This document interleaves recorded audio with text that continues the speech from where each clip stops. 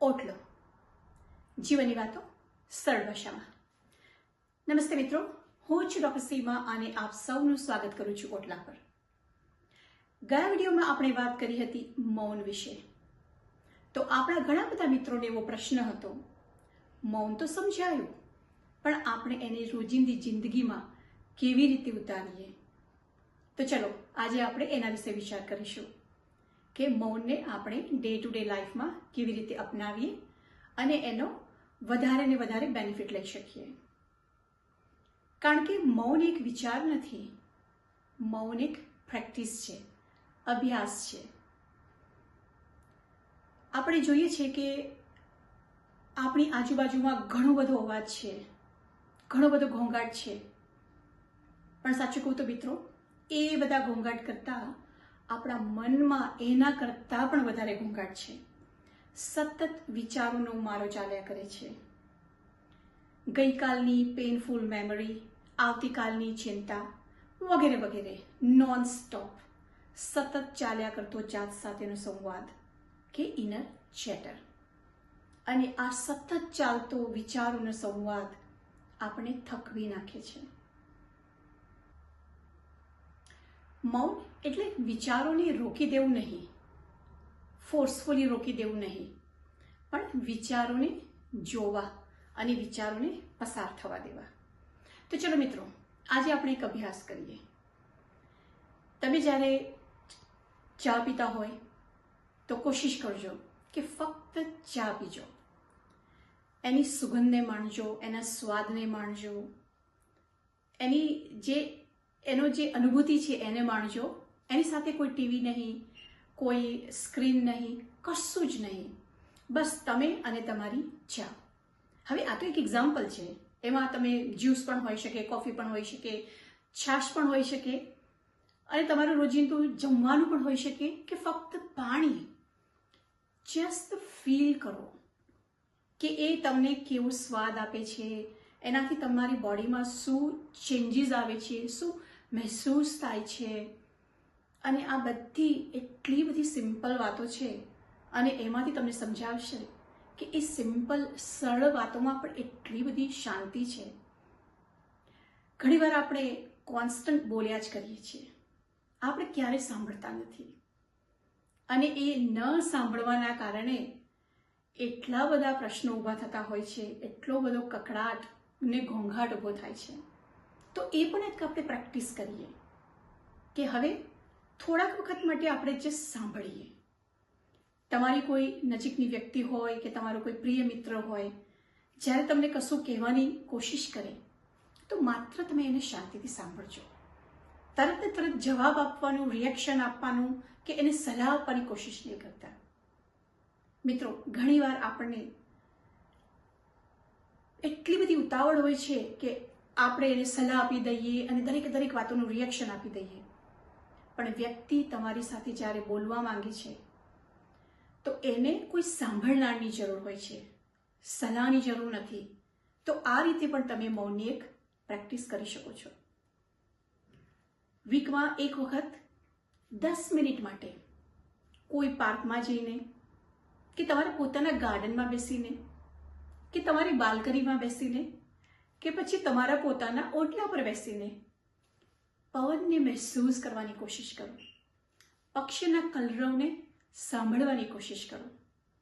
તો તમને સમજાશે કે કુદરત પણ કેટલું બધું શીખવાડે છે, કુદરતમાં કેટલી બધી શાંતિ છે. કુદરતમાં જરાય ઉતાવળ નથી, પણ છતાંય બધું જ કામ એના ટાઈમે જ થાય છે. અને મિત્રો, તમે ઘરમાં પણ પ્રેક્ટિસ કરી શકો છો. તમારા પ્રિય વ્યક્તિની બાજુમાં શાંતિથી બેસજો, કશું પણ બોલ્યા વગર. મિત્રો, સંબંધોને અને લાગણીઓને શબ્દોની જરૂર નથી, મૌનની પણ એની એક અલગ ભાષા છે. તો બોલ્યા ચાલ્યા વગર તમારી જે લાગણી છે, તમારા જે સંબંધો છે, એનો જે હૂંફ છે એને મહેસૂસ કરજો. તો ચાલો મિત્રો, આપણે એક ચેલેન્જ લઈએ.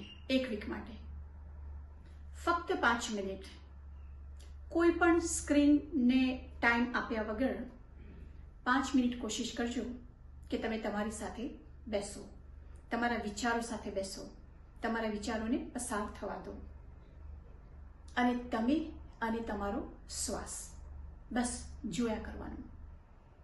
અને તમે રેગ્યુલર પ્રેક્ટિસ કરશો પછી તમને સમજાશે કે દિવસે દિવસે દિવસે દિવસે તમારા વાણી, વિચાર, વર્તન બધામાં ચેન્જીસ આવશે.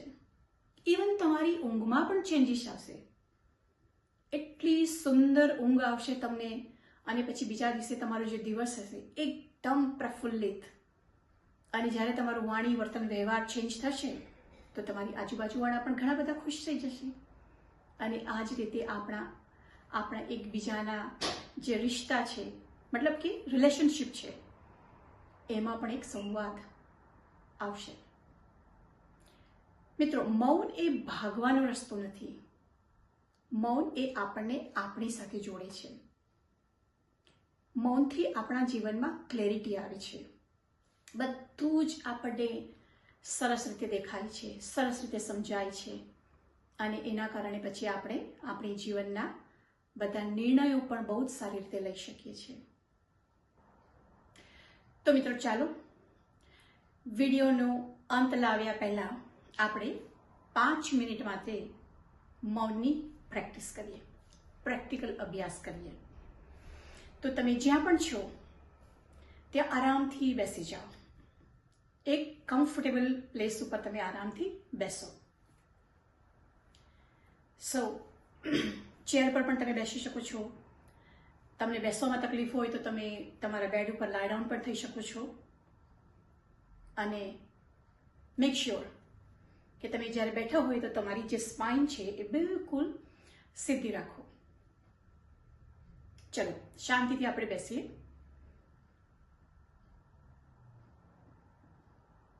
ચેક કરો કે તમારી સ્પાઇન બિલકુલ સીધી છે. આંખોને બંધ કરી દો અને મેક શ્યોર કે મૌનની પ્રેક્ટિસ બિલકુલ સિક્યોર જગ્યા ઉપર કરજો. કંઈ ડ્રાઈવ કરતી વખતે કે એવી રીતે નહીં કરતા. શાંતિથી, જેમ આપણે વાત કરીને કે તમારા ગાર્ડનમાં કે બાલ્કનીમાં કે પાર્કમાં બેસીને એવી જગ્યા પર બેસીને એની પ્રેક્ટિસ કરજો. તો ચલો, આંખો બંધ છે. સ્પાઇન યાની કે તમારી કરોડરજ્જુ એકદમ સીધી છે. ચેક કરો આખું બોડી તમારું. રિલેક્સ કરો, બધા જોઈન્ટ્સને રિલેક્સ કરો. સ્પેશિયલી તમારા શોલ્ડર્સને છોડી દો. આખી દુનિયાનો ભાર ઉચકીને આપણે ચાલીએ છીએ આપણા શોલ્ડર્સ ઉપર, ખભા ઉપર. છોડી દો. વિચાર કરો કે મારે લાઇટ થવું છે, મારે મારી જાતને થકવવી નથી, અનનેસેસરી ભાર ઉચકવો નથી.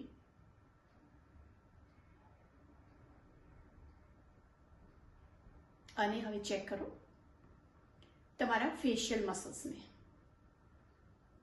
ઢીલા મૂકી દો. વર્ષોના તકલીફો, ચિંતાઓ, સ્ટ્રેસ, ગુસ્સો, શોક, કેટલી બધી પોઝિટિવ, નેગેટિવ લાગણીઓ એ બધી તમારા ફેશિયલ મસલ્સમાં સ્ટોર થાય છે. તો આપણે બધી જ નેગેટિવ લાગણીઓ જે છે, નેગેટિવ ઇમોશન્સ છે, અને એના લીધે જે સ્ટિફનેસ આવી ગઈ છે આપણા ફેશિયલ મસલ્સમાં, જે આપણે કહીએ ને કરચલીઓ પડી જાય, જવા દો એને પણ. અને મિત્રો, તમે જ્યારે મૌનની પ્રેક્ટિસ કરશો ને તો તમારે કોઈ બ્યુટી ટ્રીટમેન્ટની જરૂર નહીં પડે. ઓટોમેટિક જ તમારી બ્યુટી વધતી જશે. આ હું સાચું કહું છું. તો ચેક કરો તમારો ફોરહેડ, તમારા ચીક્સના મસલ્સ, તમારા માઉથ, બધા જ ફેશિયલ મસલ્સ. અને ચેક કરો તમારી આંખો. બિલકુલ તમારા જે આઈલિડ્સ છે એને હલકા રાખો. આંખોને બિલકુલ દબાવ્યા વગર હલકી બંધ કરવાની કોશિશ કરો. અને હવે તમે બિલકુલ કમ્ફર્ટેબલ પોઝિશનમાં છો, ક્યાંય કશી કોઈ તકલીફ નથી. અને હવે જુઓ, આંખો બંધ છે છતાં પણ જોવાનું છે શું ચાલ્યા કરે છે તમારી આંખોની સામે, શું ચાલે છે તમારા મનમાં. અને એને પિક્ચરની જેમ ચાલવા જ દો, દૂર જ રહો એનાથી. Let it pass. અને હવે સાંભળો તમારા શ્વાસને, તમારા બ્રીધિંગને. કેવી રીતે તમારી બોડી શ્વાસ લે છે અને કેવી રીતે શ્વાસ બહાર નીકળે છે. સાંભળો તમારી શ્વાસની રિધમને. મહેસૂસ કરો કે શ્વાસના જે મોલેક્યુલ્સ છે, જે એર મોલેક્યુલ્સ છે, એને તમારા નોસ્ટ્રિલની અંદર મહેસૂસ કરો, ફીલ કરો. અને બસ let's sit for a couple of minutes.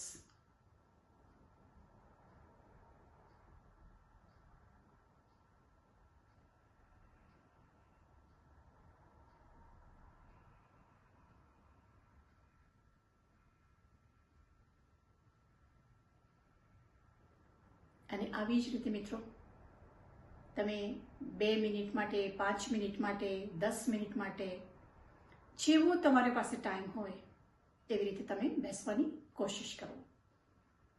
ઘણા મિત્રો કહેશે કે હા આ તો મેડિટેશન છે. જરૂર, ધ્યાનમાં જવા માટે પણ મૌનની પ્રેક્ટિસ કરવી પડે છે. તો આપણે શરૂઆતનું સ્ટેજ છે, પહેલાં મૌનની પ્રેક્ટિસ કરીએ અને પછી આવનારા સમયમાં આપણે ધ્યાન કે મેડિટેશનની પણ પ્રેક્ટિસ કરીશું. પહેલા એક પગથિયા ઉપર તો આપણે ચડીએ.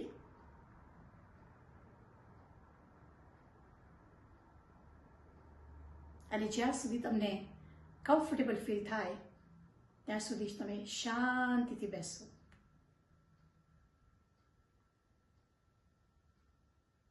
તો મિત્રો આજના માટે આટલું જ બસ. જો તમને આજની વાત ગમી હોય તો તમે તમારા નજીકના વ્યક્તિ સાથે શેર કરી શકો છો અને કોમેન્ટમાં લખો, હું ઓટલા પર છું. અને આવી જ જીવનની સરળ વાતોને લઈને આપણે દર અઠવાડિયે તમારા પોતાના ઓટલા પર ભેગા થઈશું. નમસ્તે મિત્રો.